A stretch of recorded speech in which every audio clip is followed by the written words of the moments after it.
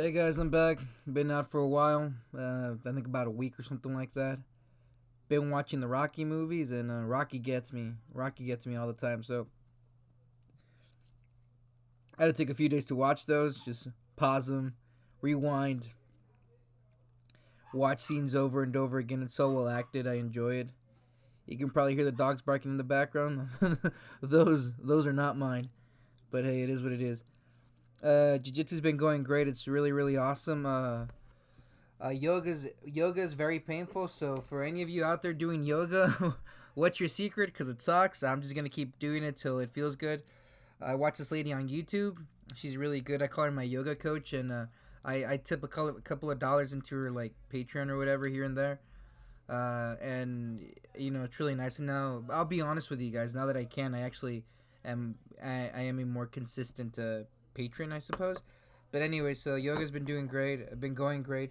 I'm gonna incorporate some very heavy weightlifting. I used to do a lot of heavy weightlifting in high school and college. Uh, I wanted to be able to lift a truck. That was my goal when it came to weightlifting, and it was nice every now and then the bars would bend, like not too much, but just a little bit. Um, but anyways, so um, I think it's fairly obvious that I'm not a big fan of this overly sensitive world that we seem to be creating, which is a shame because I feel that political correctness is erasing art and it's replacing it by some sort of propaganda where uh, I don't know, they force inclusivity, and by doing so, in my opinion, they become offensive, or I don't want to say offensive. It just becomes false. It becomes fake, and I find that offensive. I'm not gonna name the TV show because I really hate when I see people like put TV shows on blast for just trying to be good. And but anyways, there was a specific character who was of an ethnic descent, such as myself, and it really bothered me just how poorly how the only real characteristic this ethnic character had was her skin color. Like, you knew for a fact that they just wanted to say like, "Oh, look, we have a colored guy on our TV show. Look how woke we are," and that just really annoyed me. So, but anyways, so I came across this article the other day. Today, Sarah Silverman says she was fired from a movie for an old blackface sketch. I think that's freaking awful. I've always said that when it comes to jokes, I look at the intent of the comedian versus what's actually done, and that I believe is a better meter for what is offensive or not. And for the most part, I don't think most jokes are offensive. I'm gonna start off by saying this. I'm a little biased because I did love the Sarah Silverman program. I used to watch it with my older brother, and it was hilarious. It was one of the funniest episodes ever. One of our funniest. I'm not gonna spoil it, but there's this one about a police officer's car, and a little girl singing. Well, I can't remember which song it was, and just the way they merged these two scenes together, I thought it was so hilarious. So I thought the show was really funny, and I watched it. I used to watch it a lot a few years back. But anyways, so let's read this article and see if you guys are just gonna flip out as much as I did. Very calmly. So anyways, here we go. Comedian Sarah Silverman has said she was once fired from a movie after producers found a sketch from 2007 in which she wore blackface. See, in my opinion, I'll be honest with you guys, I really do want to make movies and write movies, and I'm slowly scaling that back up again. I wanted to contact this old editor I used to work with, but a part of me feels that I should just let it go, let him go, but still kind of keep doing my thing. Because last I heard, I think he was retired, so I'm just like, no, if at the time I met him, he was already in his late 60s, early 70s, and this was about 6 years back, so I wouldn't blame him if he was just like, I'm done. But anyways, my point is that if I were in this industry, I'd be looking for fearless actors who wouldn't be afraid to take characters where into a more real space, which is something she did with the comedy sketch, in my opinion. Not something like, even if it seems offensive, Edward Norton did such a great job in American History X, and I still think he's a great actor, and I don't think he's the character that he portrayed. At the same time, Sarah Silverman was portraying a very specific character. So, anyways, in an episode of her former Comedy Central show, the Sarah Silverman program, that she has said she no longer stands by Sarah Silverman's character Don's dark face paint to see whether it is more difficult to be black or Jewish. I'll be very honest with you. This destroys my heart completely. She no longer stands by because the show's offensive. That was the point of the show. Maybe it wasn't, but from my perspective, it was. Why would he not stand by what I think is a hilarious show? I'm open to debate where you guys could say, hey, the show isn't as funny as you think it is, Banjo. It actually really sucks. Fine. I'm open to debate. I really am. I thought the show was great. Okay? And I don't think her saying I stand no. See, here's my issue. It seems we apologize for everything. So when people genuinely apologize for something, it means nothing. I don't think she had apologized for this. I really don't. And the little experience I did have in the movie industry, I just want to say something. If this is terrible enough for her to get fired from a TV show or not picked up, what was it? For her to be, fired from a movie, then then they're just straight up turning the back from all the other awful crap going on there. It's just so disappointing. But anyways, the episode, which was intended to examine racism from the point of view of Sarah Silverman's, I can't even pronounce that word, eponymous character, I gotta look that up, features a comedian saying, I look like the beautiful Queen Latifah, and telling the congregation of African American church, at an African American church, I'm black today. Speaking to Bill Simmons' podcast last week, Sarah Silverman revealed, I recently was going to do a movie, a really sweet part, and a cool little movie. Then at 11 p.m. the night before, they fired me because they saw that picture of me in blackface from that episode, she added. So they hired someone else who's wonderful, but who's never stuck her neck out. Who's wonderful, but who's never stuck her neck out. See, that's terrible. And again, like, in my experience at little movie sets that I was able to work on and make some pretty good connections that I don't want to be connected to anymore. Everybody wants to be so righteous, and they're all so fake. There's addiction, abuse, violence, you name it, and it's just, man, it's just bad. And the humans treating other people terribly. I remember this director, we were working with this lady, she had her wife with her, and she just treated her crew like they were pieces of crap, and she treated them so terribly. And she was so excited because she was like making a pro LGBT Q movie, and like she was showing how like awesome and nice the LGBT community is. But in my head, I'm thinking, well, you're treating everybody like crap. What if they saw you? Would they think that community is so nice? But anyways, it's just so embarrassing to see stuff like this going on. And one, I also think she's gorgeous. Throwing that out there, okay? Throwing that out there. Bias when it comes to this. Sarah Silverman said, Silverman says she didn't fight it, but added, it was so disheartening. It made me real sad because I've kind of devoted my life to making it right. I don't, again, it's like when people tell really racist jokes. In fact, some of my favorite jokes are racist because they always surprise me. The joke isn't really about the race that's being made fun of, but the person telling the joke. Like, look how dumb I am. This is what I think. That's always been the comedy behind it, and it is so embarrassing. I mean, I really hope Edward Norton never apologized for American History X. He should not have to apologize for it because he did such a great job in it. It's pathetic. Come on, guys. I blame the internet. I blame the internet. This thing, this machine that allowed me to start a business. I blame the internet. Anyways, the comedian whose show and stand-up routines are well known for their provocative material has previously said she is no longer proud of the episode. See, and that's the thing. If you're provocative, you have to be willing to push beyond the normal boundaries of things. You have to be willing to go further than other people. And if she's just not proud of it, what does that say about her? I don't know. It's. I came across this thing on, I don't know, Reddit. I need to stop saying I don't know. It was referring to never meeting your stars or your celebrities because they will break your heart or just ruin their image for you. And this is really ruining my image because I did see her as somebody who was fearless in their pursuit of comedy, in their pursuit of art. In my opinion, when it comes to art, the pursuit of art, you have to be fearless because it is the pursuit of truth. What is the world? What do I see? This is what I see. And it's almost like when you see the light and you just go, nope, I don't want to see it anymore. Man, it's so sad. I don't stand by the blackface sketch, she told GQ last year. I'm horrified by it, and I can't erase it. I can only be changed by it and move on. I think the sketch is funny.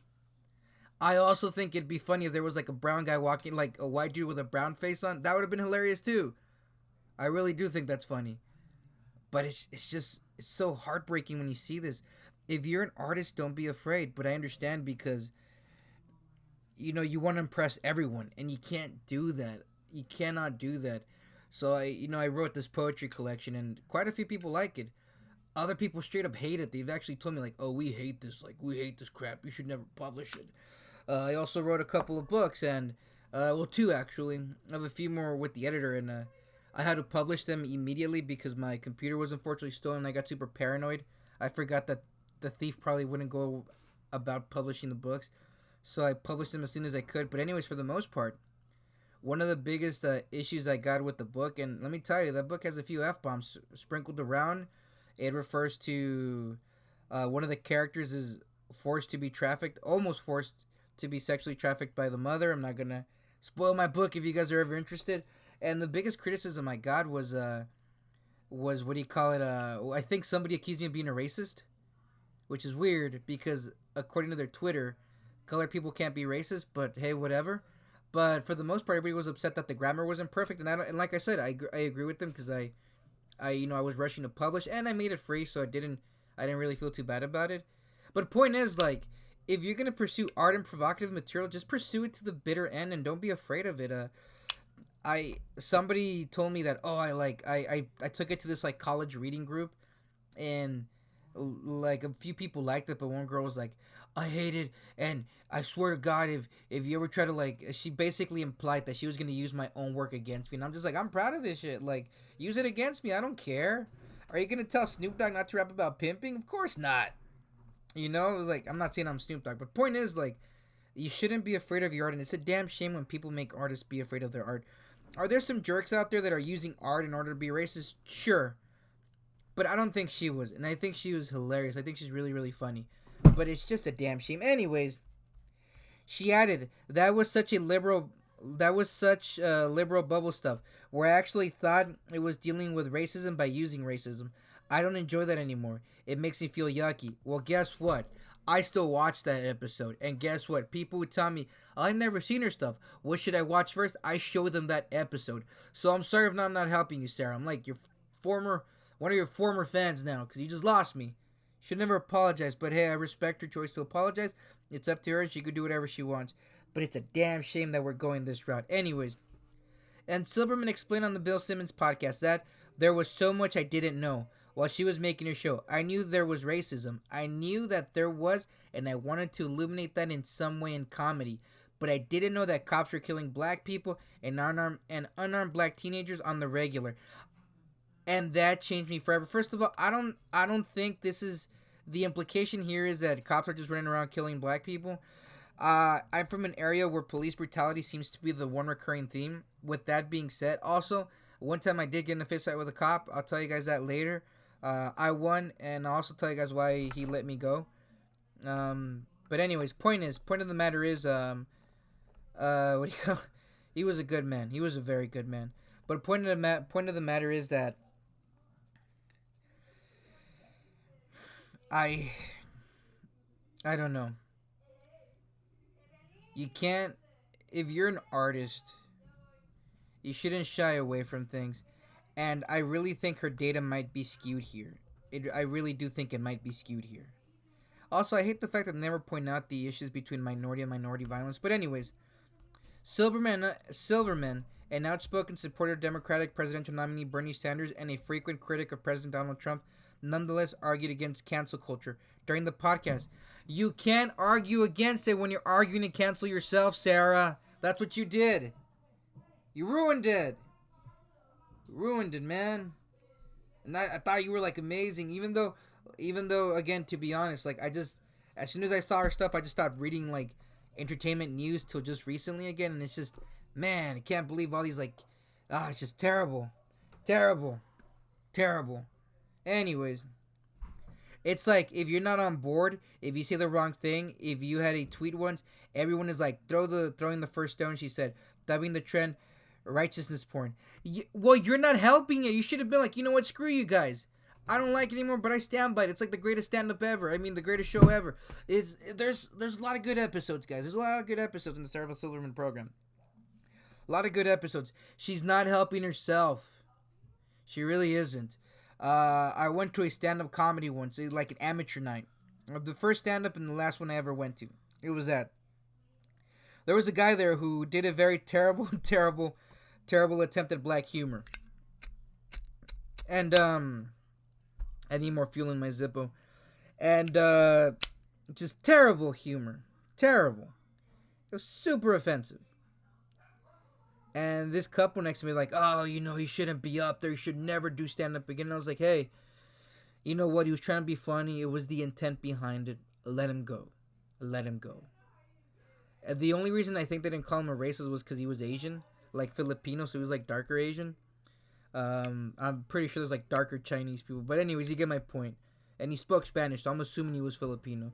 But point is, man, you're only feeling the righteous mob. Because the moment you apologize to them, they're going to eat you up. And it's... Somebody asked me because they came across my podcast and like, Banjo, how come you never told us about the podcast? And I said, oh, because you're all assholes. But anyways, they pointed out like, oh, Banjo, aren't you afraid that they're going to use this against you? And I said, no, let them.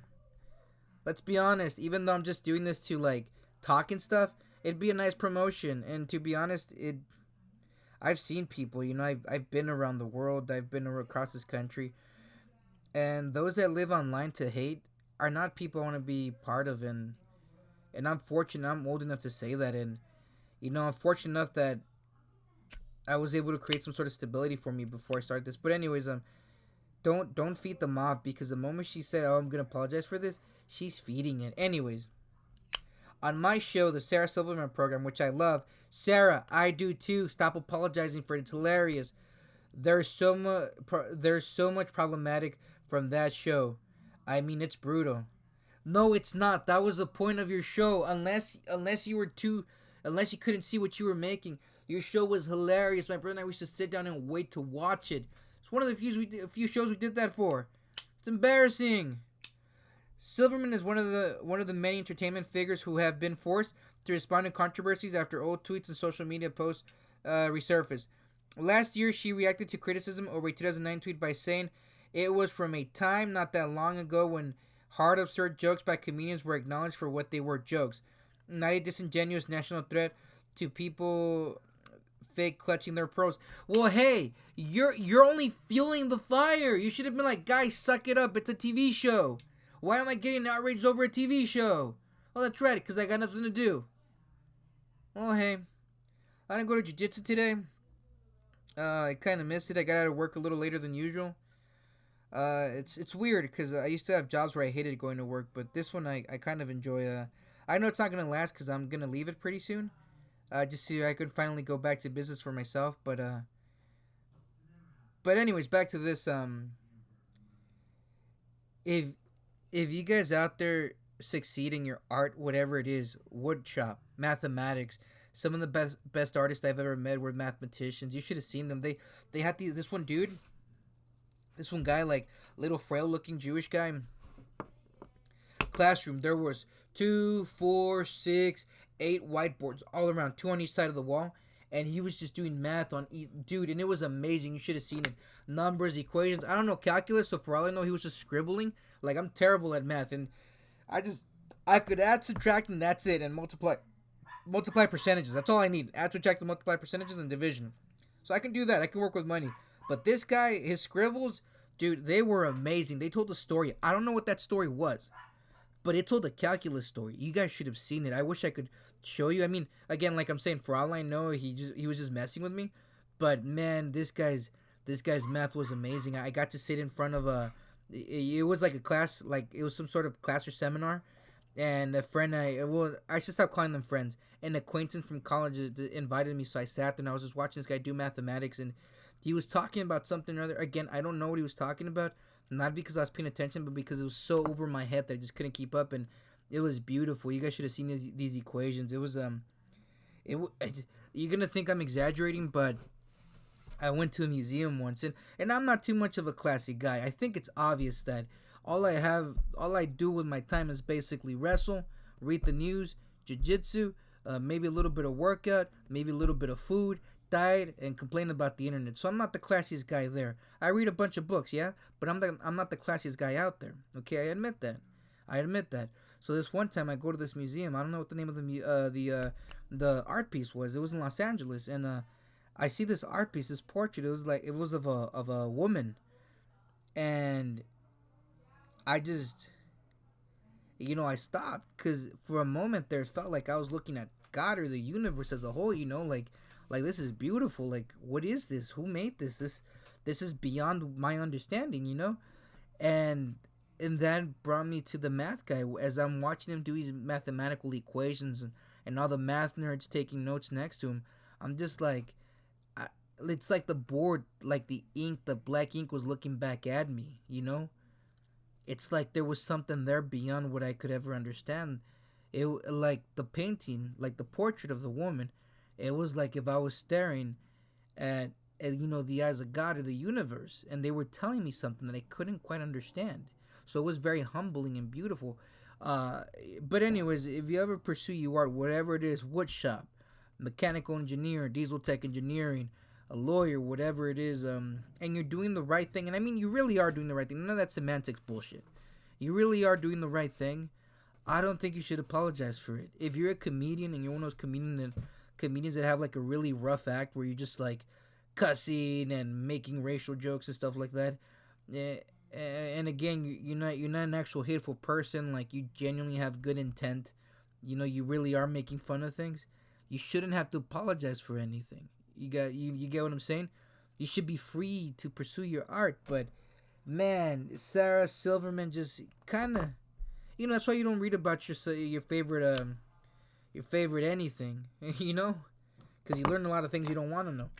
But it really seems like for somebody who's so against the the cancel culture, for somebody that's so against the cancel culture, she's really, really fueling it. Why apologize for such a good skit? But anyways, I'll catch you guys later. I'll be honest with you guys. I've also been slacking on the fat logic thing. Cause I just been lazy. Besides jujitsu, that's all I look forward to these days is just jujitsu. But you know what? I gotta get my ass back into gear. And hey, thank you guys for listening. Love you all. Stay safe. Be smart. Catch you later. Peace.